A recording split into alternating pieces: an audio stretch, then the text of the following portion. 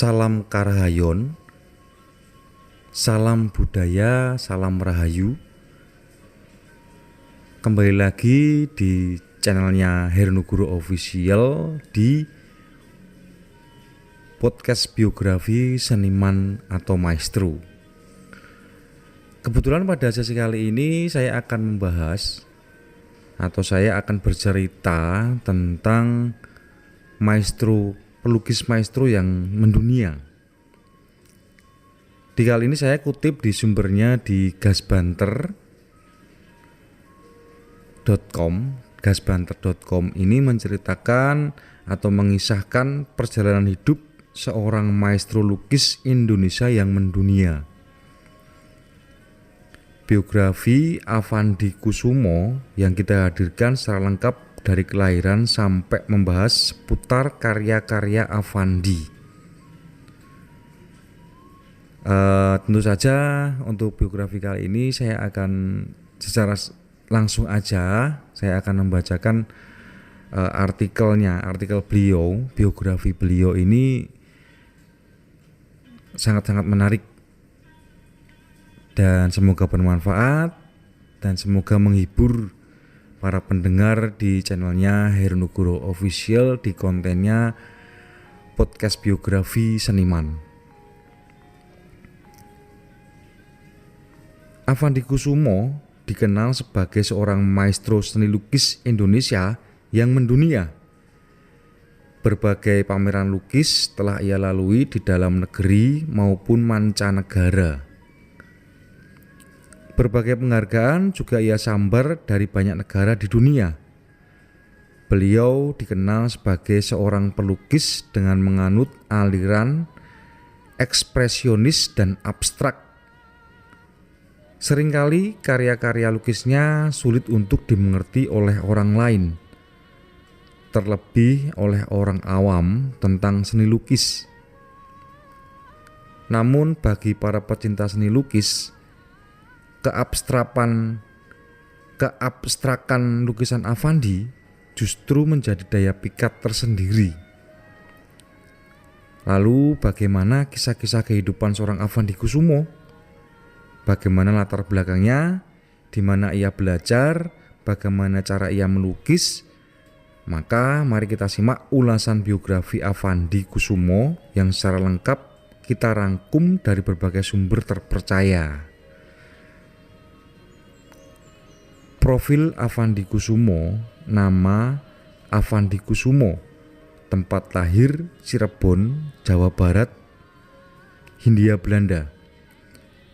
Tahun lahir 1907. Tahun wafat itu 1990.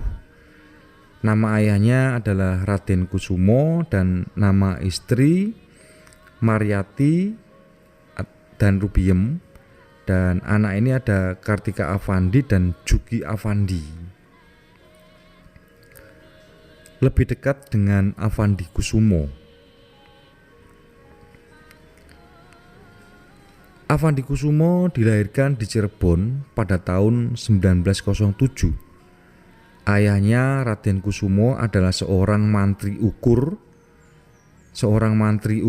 di pabrik gula di Ciledug, Cirebon. Beliau menerima pendidikan dari dasar hingga setingkat SMU di sekolah yang disediakan pemerintah Hindia Belanda untuk kaum pribumi.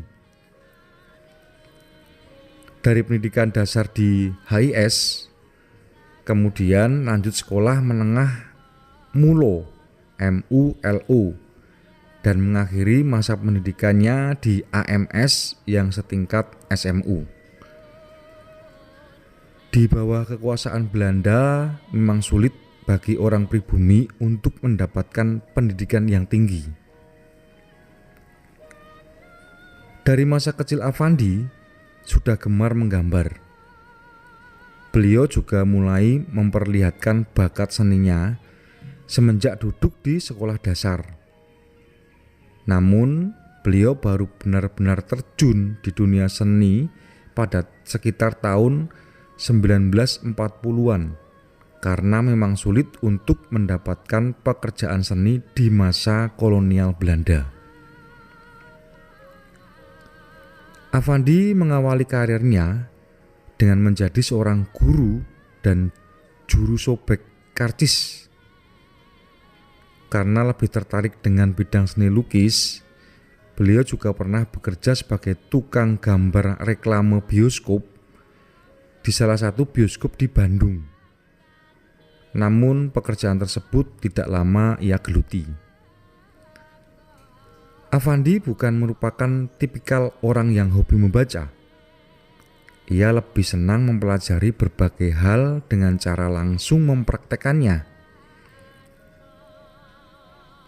Hal ini dapat dilihat dari keaktifannya dalam kegiatan berbagai organisasi.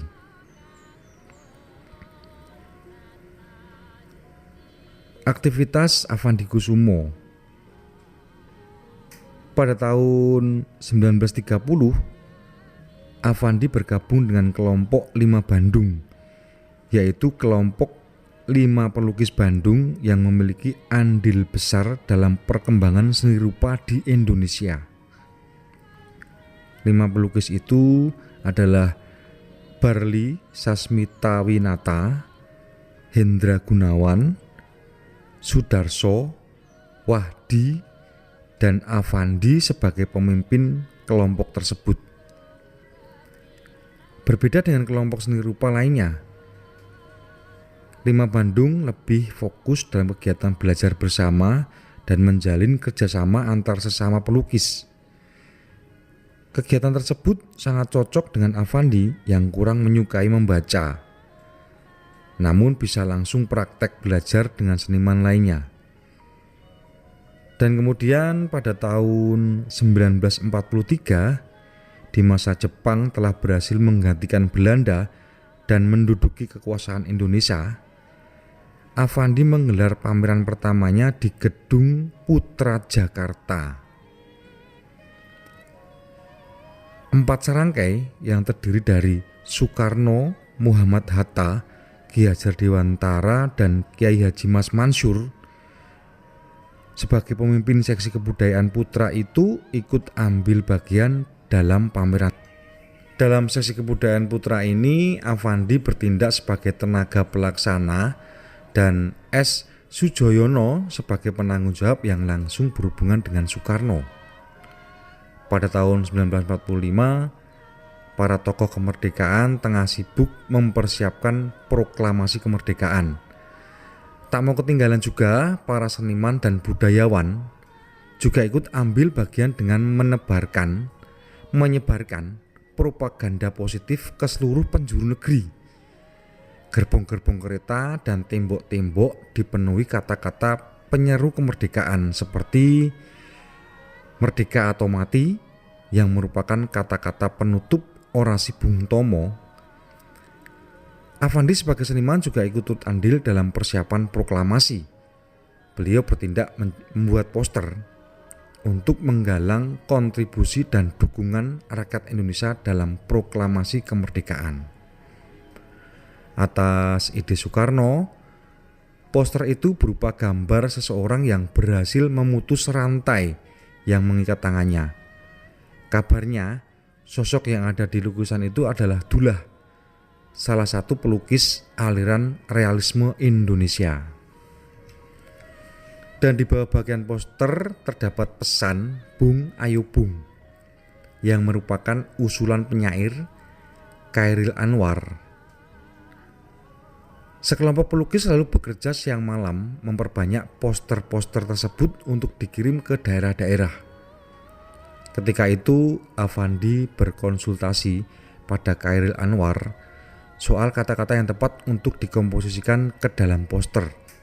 Chairil pun mengusulkan kalimat Bung Ayo Bung, yang rupanya kalimat tersebut terinspirasi dari kata-kata pekerja seks komersial ketika menawarkan diri di zaman itu. Chairil tahu betul, meskipun berasal dari ucapan yang bisa dibilang berkonotatif negatif, namun ajakan tersebut bisa mengandung makna yang positif bila digunakan dalam konteks yang benar. Sebuah kata-kata yang sederhana namun kuat untuk disebarkan ke penjuru negeri. Akademi Santini Ketan. Bakat melukis Affandi juga pernah menorehkan pengalaman menarik pada diri Affandi. Ketika itu ia mendapatkan tawaran beasiswa untuk kuliah melukis di Akademi Santini Ketan, sebuah akademi yang didirikan oleh Rabindranath Tagore. Affandi pun menerima beasiswa tersebut, namun sesampainya di sana beliau ditolak dalam program beasiswa tersebut. Alasannya karena pihak Santini Ketan menganggap bahwa Affandi tidak memerlukan pelatihan melukis lagi. Akhirnya Affandi menggunakan biaya beasiswa yang telah diterimanya tersebut untuk menggelar pameran-pameran keliling India.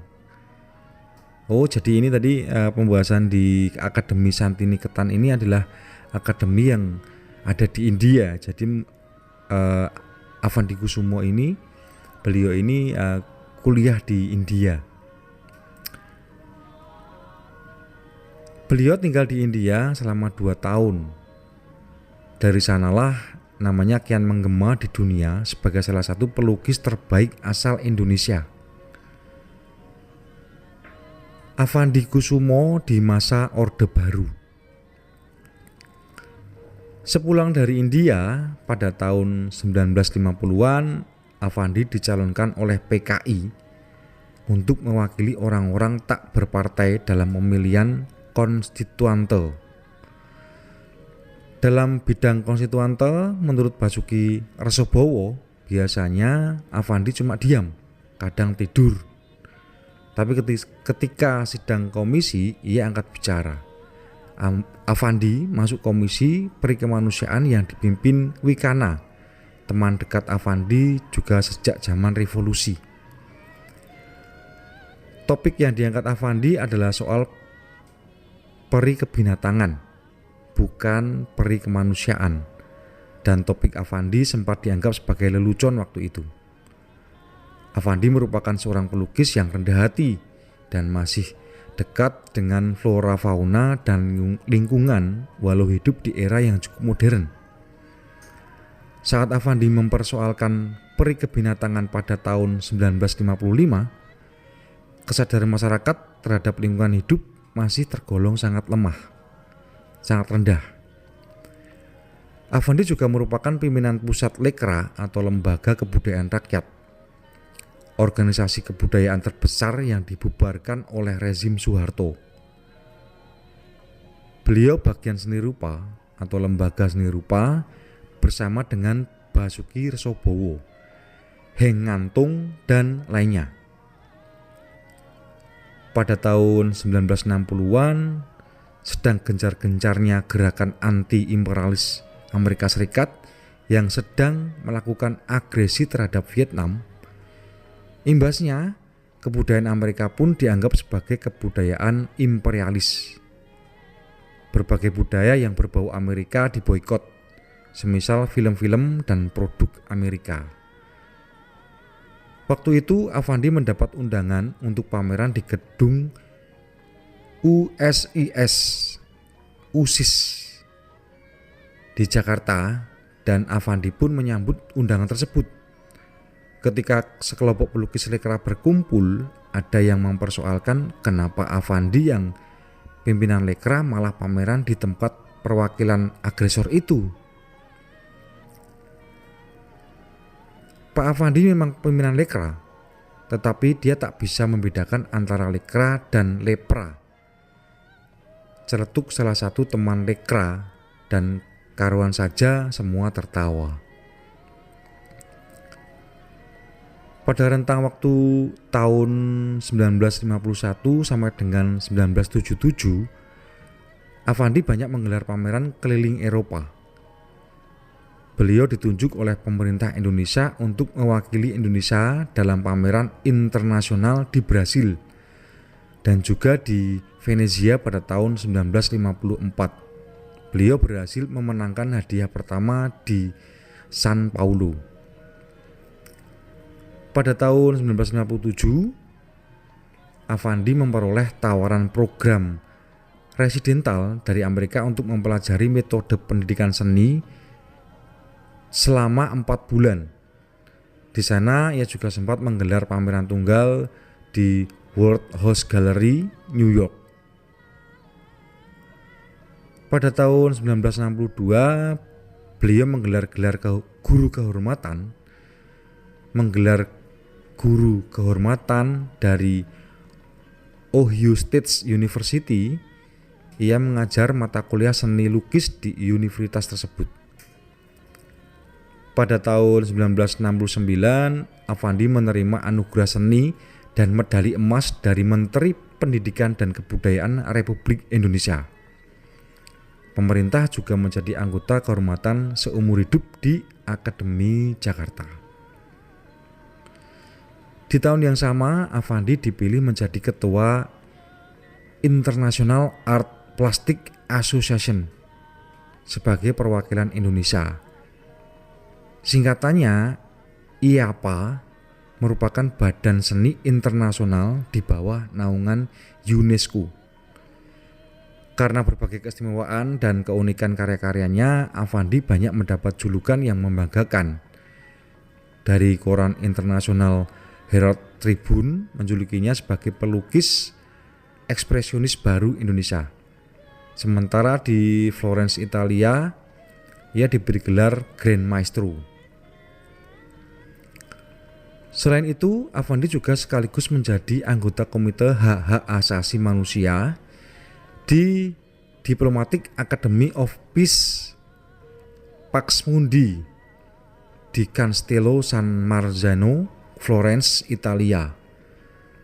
Sepulangnya dari Italia, beliau mendapat undangan dari Raja Arab Saudi untuk menunaikan ibadah haji bersama istrinya Mariati. Dari dalam negeri, Affandi mendapat penghargaan Piagam Tanda Kehormatan Bintang Jasa Utama dari Presiden Indonesia yang menjabat pada masa itu Presiden Soeharto pada tahun 1978. Penghargaan tersebut diberikan atas jasa-jasa yang besar terhadap negara dan bangsa Indonesia di bidang seni.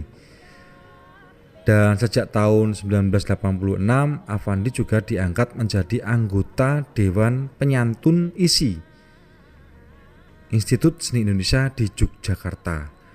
Bahkan seorang penyair pelopor angkatan 45, yaitu Chairil Anwar, pernah menghadiahkan sebuah sajak yang secara khusus dibuat untuk Affandi. Sajak itu berjudul Kepada Pelukis Affandi. Sebelumnya pada tahun 1984, Affandi menggelar pameran bersama di Houston, Texas, Amerika Serikat bersama dengan seorang pelukis Indonesia yaitu S. Sujoyono dan Basuki Abdullah. Pada tahun 1987, Affandi menggelar pameran tunggal pada ulang tahunnya yang ke-80 yang sekaligus menjadi acara peresmian penggunaan gedung pameran seni rupa milik Departemen Pendidikan dan Kebudayaan yang sekarang telah berganti nama menjadi Galeri Nasional. Affandi yang rendah hati. Meski sudah melalang buana ke berbagai negeri, Affandi tetap menjadi sosok yang dikenal sederhana dan rendah hati. Bahkan ketika kritikus barat menyatakan bahwa lukisan Affandi memberi perspektif baru pada aliran ekspresionisme, ia malah mengatakan, aliran apa itu? Ia juga kerap menyebut dirinya sebagai seniman kerbau yang secara implisit menyebut dirinya terlalu rendah untuk disebut sebagai seniman. Beliau katakan bahwa dirinya lebih pantas disebut tukang gambar. Pelukis yang menggemari makan nasi dan tempe bakar ini memiliki sosok idola yang terbilang tak lazim. Ketika memilih tokoh wayang, orang-orang biasanya akan memilih tokoh yang bagus, ganteng, gagah, bijak seperti Arjuna, Gatotkaca, Bima, atau Krishna. Namun beliau Affandi memilih Sukrosono yang memiliki wajah yang jelek namun sakti.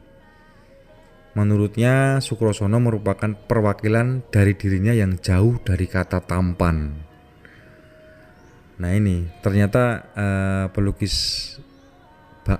Bapak Affandi ini suka wayang. Nah ini para pendengar baru tahu, dan saya juga ini baru tahu ternyata beliau ini Pak Affandi ini menyukai tokoh-tokoh wayang juga, penggemar seni wayang kulit juga.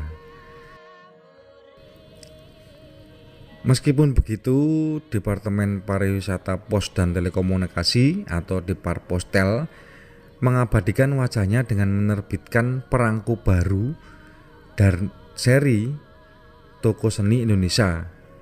Kata Helvi Dirik, cucu Affandi tertua, gambar yang digunakan untuk perangko itu merupakan lukisan self-portrait Affandi pada tahun 1974.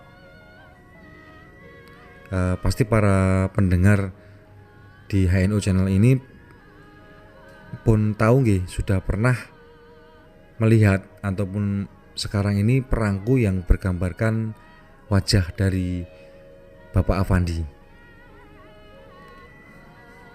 Memang semenjak tahun-tahun Affandi menggelar pameran di berbagai tempat, kesehatannya sudah mulai sering terganggu. Bahkan kehadirannya pada pembukaan berbagai pameran, beliau sudah menggunakan kursi roda. Namun semangatnya untuk terus berkarya tak kunjung padam. Pada pembukaan itu, Affandi mendemonstrasikan cara melukis potret diri yang disebut tenggelam di pusaran 7 matahari. Karya itu lalu dihadiahkan kepada pemerintah Republik Indonesia melalui Kementerian Pendidikan dan Budaya yang diterima oleh Profesor Dr. Fuad Hasan pada waktu itu. Affandi lagi-lagi memperoleh penghargaan dari Badan Koordinasi Kesenian Nasional Indonesia BKKNI yang prosesinya dilakukan di Istana Negara dan diserahkan langsung oleh Presiden Soeharto. Affandi saat itu masih menggunakan kursi roda. Penghargaan tersebut berlanjut dengan dibangunnya Museum Affandi di sisi Kali Gajah Wong, Yogyakarta, dan sempat dikunjungi oleh Presiden Soeharto bersama dengan tamu negara dari Malaysia, Dr. Mahathir Muhammad. Salah satu koleksi yang dipamerkan dalam ulang tahun Affandi yang ke-80 adalah sebuah karya yang dengan lukisan seekor ayam jantan yang mati karena dipertarungkan pada sabung ayam. Dalam lukisan tersebut tersemat tulisan 1987 Melati. Karya tersebut banyak menimbulkan penafsiran yang dihubungkan dengan kesehatan Affandi sendiri. Affandi Kusumo berpulang pada tanggal 23 Mei 1990. Jenazahnya dikebumikan tak jauh dari Museum Affandi. Seputar karya Affandi Kusumo. Semasa hidupnya, Affandi telah menghasilkan lebih dari 2000 karya lukis. Karya-karyanya yang dipamerkan di berbagai negara Asia, Eropa, Amerika, atau Australia selalu memukau bagi pecinta seni lukis dunia. Affandi dikenal dengan cara melukisnya yang istimewa. Ia lebih sering melukis dengan cara menumpahkan langsung cairan cat dari tubnya, lalu menyapu cat itu dengan jarinya, bermain dan mengolah warna untuk mengekspresikan apa yang ia lihat dan rasakan. Affandi juga dikenal sebagai pelukis yang menganut aliran ekspresionisme atau abstrak, sehingga kerap kali lukisannya sulit dimengerti oleh orang lain, terutama oleh orang awam tentang dunia seni lukis. Namun bagi para pecinta seni lukis, Justru ciri khas tersebut yang membuat karya-karyanya begitu terkenal. Ada karyanya Pak Affandi ini, ada yang pertama adalah potret diri dari topeng kehidupan. Ini nanti saya tampilkan fotonya. Terus yang kedua ini potret diri tahun 1981. Terus yang ketiga adalah ibuku itu tahun 1941, dan masih banyak lagi. Itulah biografi Affandi Kusumo, seorang maestro lukis Indonesia yang mendunia. Sesosok yang selalu rendah hati dengan berbagai prestasi yang gemilang yang diraihnya dan jasa-jasanya dalam bidang seni untuk Indonesia. Dan ini ada kata-kata dari Bapak Affandi yang sangat bagus ini. Saya melukis karena saya tidak bisa mengarang. Saya tidak pandai omong. Bahasa yang saya gunakan adalah bahasa lukisan, kata Affandi setiap ditanya kenapa beliau melukis. Nah, berikut tadi ulasan cerita tentang pelukis Indonesia yang sangat terkenal dan kondang dan maestro lukis, grandmasternya lukis Indonesia adalah Bapak Affandi. Dan tentu saja di artikel-artikel yang saya bacakan tadi itu semua dapat diambil hikmah dan ya diambil berkah dan juga manfaatnya. Begitu semangatnya Bapak Affandi ini dalam masa-masa tuanya ini masih bisa melukis dan semangat untuk menggelar pameran-pameran lukisnya yang sangat fenomenal. Dan tentu saja juga karya-karyanya sudah berada di berbagai penjuru dunia. Nah, ini buat catatan buat para pelukis-pelukis muda yang ada di Indonesia atau di Jawa untuk bisa meniru jejak dari pelukis Bapak Affandi ini. Memang pemikiran dan kecerdasan beliau ini memang sungguh sangat-sangat luar biasa. Tentu saja juga dapat menginspirasi kalangan pelukis-pelukis muda yang mempunyai aliran-aliran lukis tersendiri. Nah, oke, terima kasih kepada pendengar di channelnya Heru Nugroho Official, di kontennya, di podcastnya biografi seniman di Indonesia. Semoga bermanfaat, semoga menghibur, dan semoga menjadi berkah untuk sedaya para kadang, menjadi berkah untuk semuanya. Dan jangan lupa subscribe channelnya Heru Nugroho Official, share, like, komen. Nah, itu monggo. Untuk episode selanjutnya nanti saya akan membacakan biografi seniman. Dan misalkan kalau para pendengar ini mau punya usul disuruh membacakan yang mana, sejarah mana, ataupun seniman-seniman yang terkenal, maestro terkenal di Indonesia, mohon nanti dicantumkan di kolom komentar nggih. Coba nanti saya akan ulas biografi menurut request. Oke, terima kasih. Saya Heru Nugroho mohon diri dulu dan akan disambung episode selanjutnya di podcast biografi seniman. Matur sembah nuwun sudah mampir di channelnya HNO. Salam budaya, salam rahayu. Kembali lagi di episode selanjutnya. Matur sembah nuwun, rahayu, rahayu.